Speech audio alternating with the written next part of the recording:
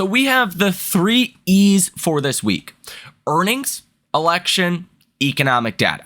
These are massive catalysts in which, we really haven't had a jam-packed week like next week in a very long time. To be honest, we're not set up in a favorable position for next week for these 3 E's. I'll explain that here in this video, but I actually want to start with Apple Intelligence first, because Apple Intelligence launches on Monday. The problem here is if you look at a chart of Apple took off when Apple launched or announced the launch of Apple Intelligence, which was coming soon. Apple rallied 45%. Hundreds of billions of dollars of market cap value was created. Almost $1 trillion. There are huge expectations behind Apple Intelligence that it's going to be a massive success. And I would argue, based on the rise in market cap value, markets are expecting this to be the new ChatGPT moment for the public. ChatGPT has really been the only AI product that has come along in the last 2 years that has really garnered mass attention. Like, even if you don't invest in stocks, you don't know anything about AI, boom, or Nvidia or this and that, if you go ask people out on the streets what ChatGPT is, they're probably going to have some kind of understanding of that. Okay. Apple Intelligence is priced as if it's going to be another big success like ChatGPT. And to me, it looks like you're going to get a classical buy the rumor, sell the news event. Because sure, is Apple Intelligence going to be successful long term? Probably. But in the short term, is it going to deliver these huge results? Probably not. And the other problem with that is, with so much expectation around one product, one service launching, it's going to be hard for companies to justify the CapEx spending they are doing today in AI if Apple Intelligence is not a massive success. If Apple Intelligence is a flop or only mildly successful, at least initially, there's all of a sudden going to be a lot of fears about the $100+ billion that Microsoft is investing in AI capabilities. The $50 billion Meta is expected to invest in AI capabilities over the next year. That could turn into, is it going to take 5 years for these AI investments to play out? Well, Wall Street hasn't even considered that. We're expecting results from AI in just the next 1 to 2 quarters, let alone the next 3 to 5 years. Wall Street doesn't see that far out. They don't price things in 3 to 5 years ahead of time. So I'm actually concerned that Apple Intelligence's launch on Monday could be a problem for markets. No matter if it's a flop or not, from this standpoint, you could say it's kind of like the Bitcoin ETF. Before the Bitcoin ETF, Bitcoin went basically straight up. It had a great run. And then once the actual Bitcoin ETF came along, Bitcoin sold off about 20%. Because what else was there to look forward to? That's kind of the buy the rumors, sell the news situation you could find Apple in. We've all been looking forward to Apple Intelligence. After it's here, it's like, what else is there to look forward to? Apple is trading at the highest valuation it has ever traded at before, over 35 times price to sales, and a forward PE multiple well into the high 20s. And again, if Apple Intelligence is not a super big success, then I don't think Wall Street's going to think other products from other big tech names are going to be successes either. And that's really going to start questioning, how long is it going to take for these big tech companies to actually make returns from AI? That's a big problem for the AI trade. Let's face it, is AI going to be successful long term? Yes, absolutely. I'm one of the biggest AI bulls long term, but in the near term, expectations are way too high for AI adoption from the public and actual returns from this investment. Like, how long is it really going to take for Microsoft to see a positive return on their over $100 billion being put to work in AI investments?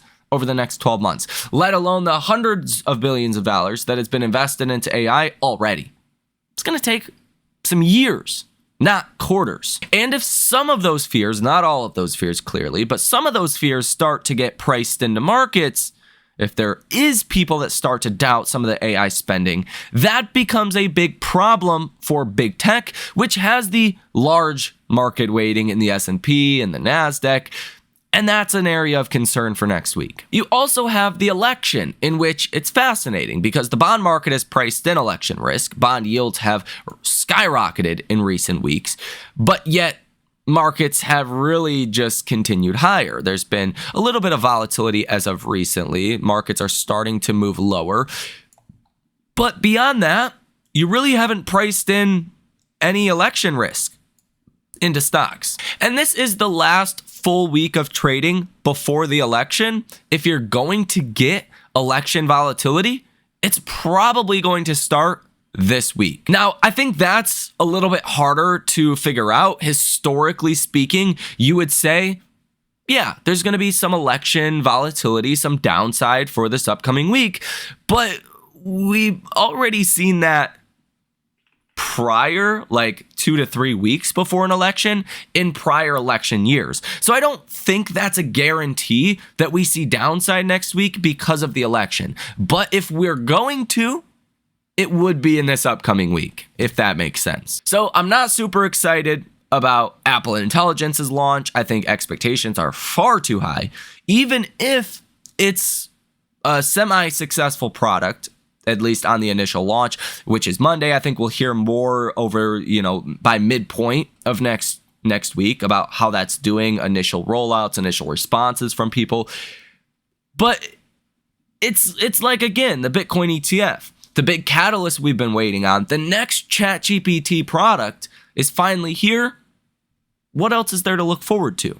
That is a buy the rumor, sell the news potential issue. So Apple Intelligence and the election, I don't think that's a good setup for next week. But you have a lot of big tech earnings, really the heart of earnings season, the meat and guts of the S&P, to put a gross analogy on it, of earnings season is this week. Just to quickly run through the earnings calendar, I will share with you the names and times in which these companies report, but I'm only going to share the names we all know of. So Monday morning, you have onsemi and Philips, as well as Acadia. Monday and after hours, you have Ford, Cadence, another AI name, Waste Management, and F5. Tuesday pre-market, SoFi, PayPal, BP, McDonald's, Pfizer, Royal Caribbean, JetBlue, Crocs. Tuesday and after hours, AMD, Alphabet, Snapchat, Chipotle, Visa, First Solar, Reddit, and Chubb.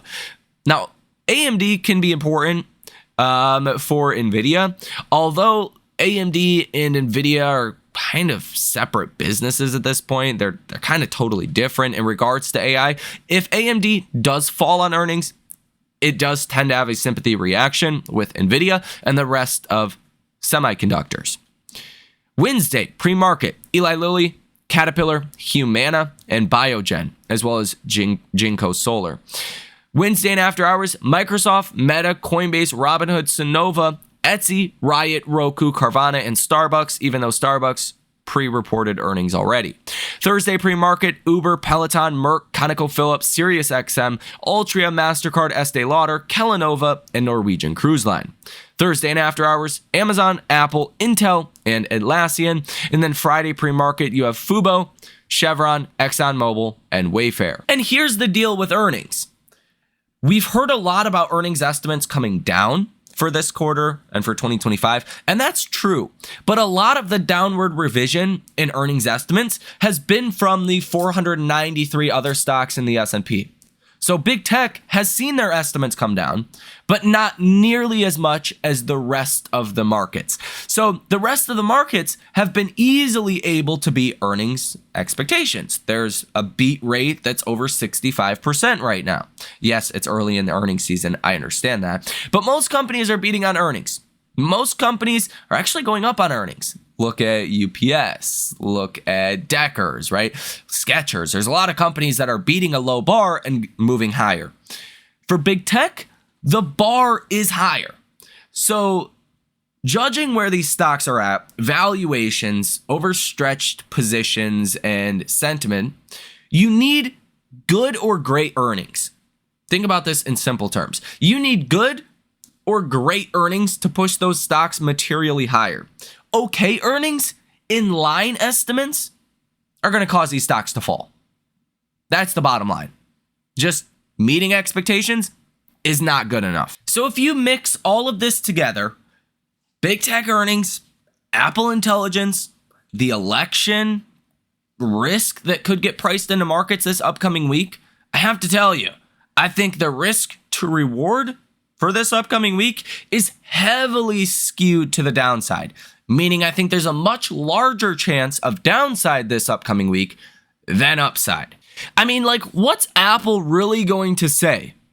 How successful does the initial rollout of Apple Intelligence need to be to justify Apple where it currently is, let alone the stock moving higher? Apple is trading at the highest valuation it has ever traded at.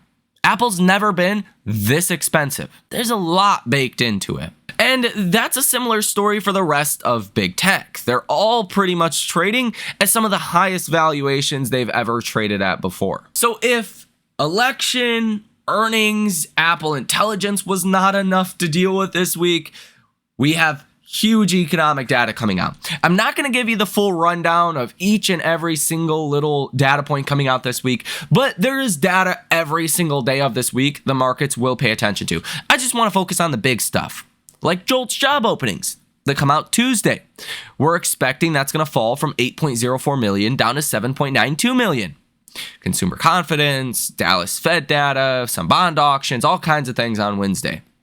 Thursday, you have the GDP growth rate, quarter over quarter, advanced data for Q3. Expectation is 3.3%. That's a high expectation. Now, we do have the Atlanta Fed GDP Now tracker that's tracking 3.3% GDP as well. It actually moved down from 3.4% down to 3.3% via the durable goods orders number that we got on Friday. But still, I mean, that's a high expectation. I'm sure we at least meet that, but still, it's going to be hard to beat that. I mean, 3.3% GDP. That's crazy on a quarter over quarter basis. Thursday, you're going to get core PCE month over month, personal income, personal spending. Personal spending is a huge data point right now because we're all trying to figure out, is the economy heading for a soft landing or is there actually recession risk? Right now, the markets have not priced in any recession risk.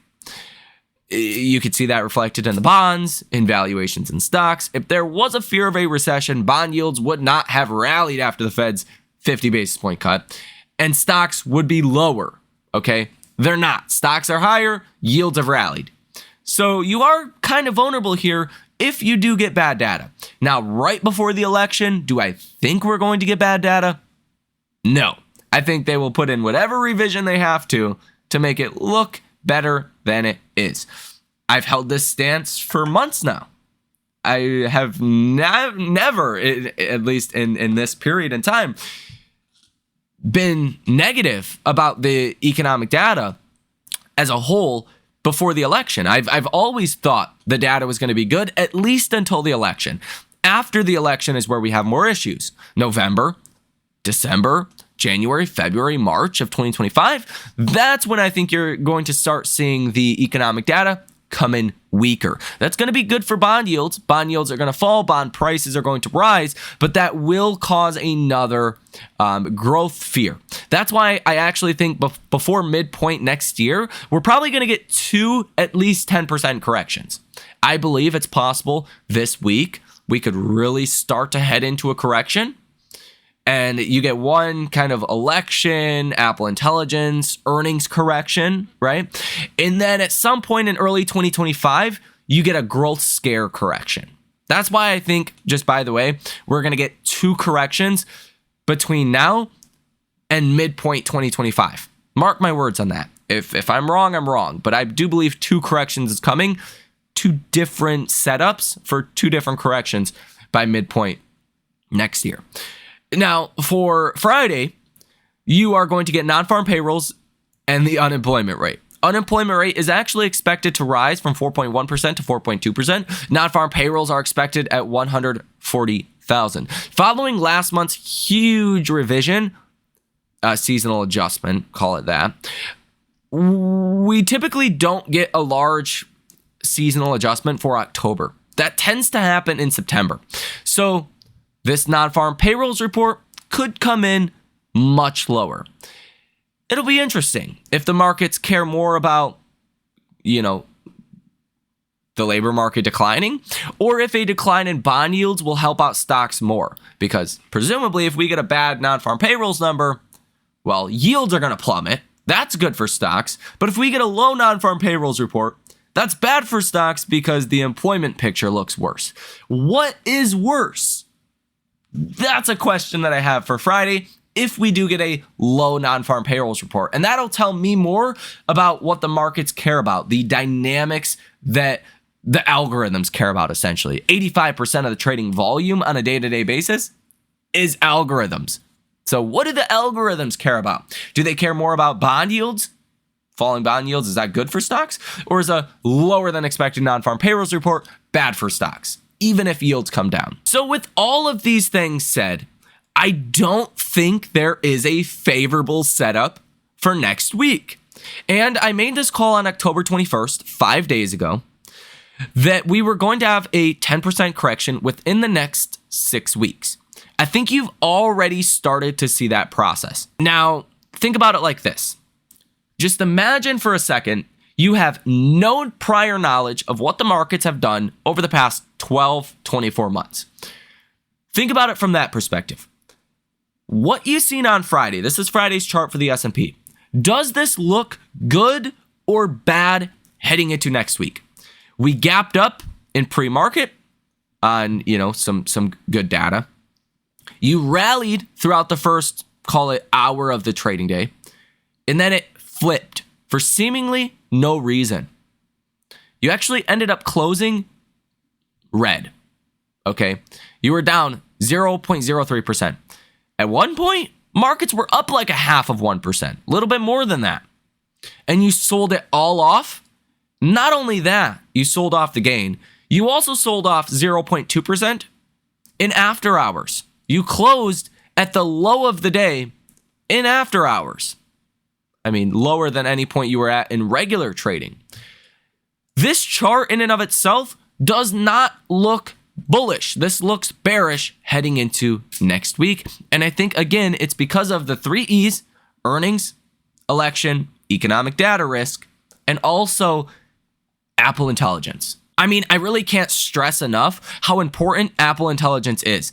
Wall Street is expecting this is going to be as successful as ChatGPT, if not more successful.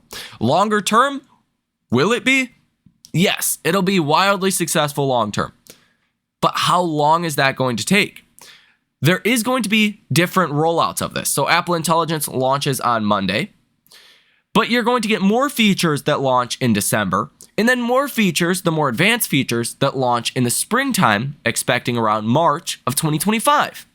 So this is not going to be an overnight success like Wall Street expects. Apple is not instantly going to be able to monetize this. And Apple's stock is priced as if this is going to be huge for Apple's business in the very immediate term.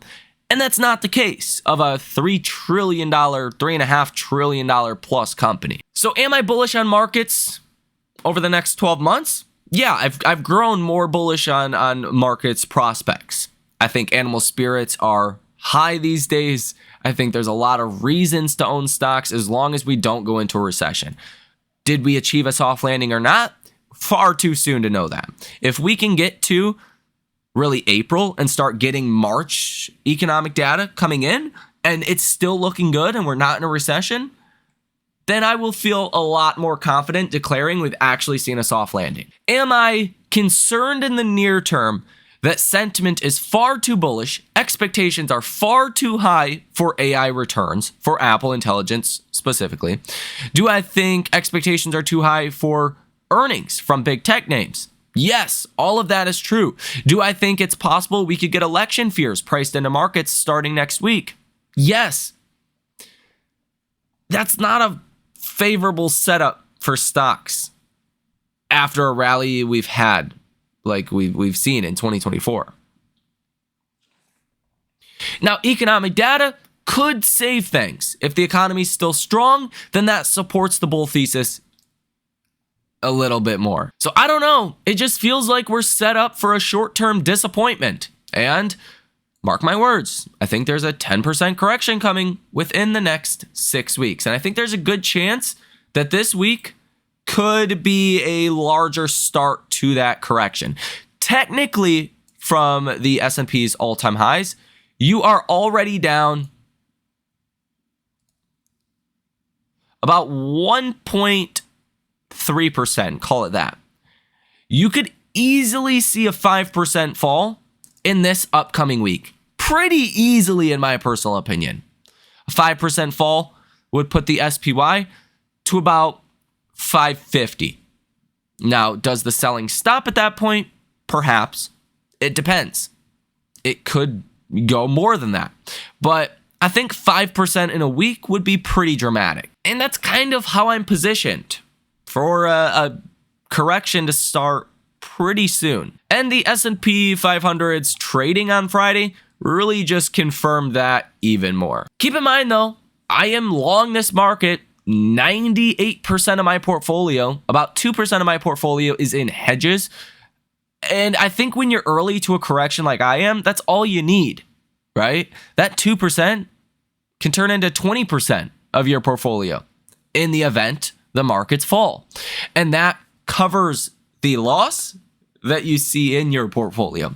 So is there a chance I'm wrong? Of course. I think there's a low probability I'm wrong, high probability markets fall this week and potentially over the next couple of weeks. Especially if we do see a contested election, if we don't have election results right away, as Jefferies' chief market strategist said, and I shared that clip with you here on this channel in the past 48 hours, you will see a dry up of liquidity if there is no result to the election, and that can have pretty negative impact on our markets. So enough rambling from my point. Let me know what you guys think down below in the comment section. I kind of already know what you guys think. A lot of people are super bullish. A lot of people call me this doomsday, person. I'm a realist. I'm just calling it how I see it. If things looked great, I would be the most bullish person you've ever heard before. But that's not the reality that we're in. Nonetheless, let me know what you guys think down below in the comment section. Hit the like button as well as subscribe to the channel.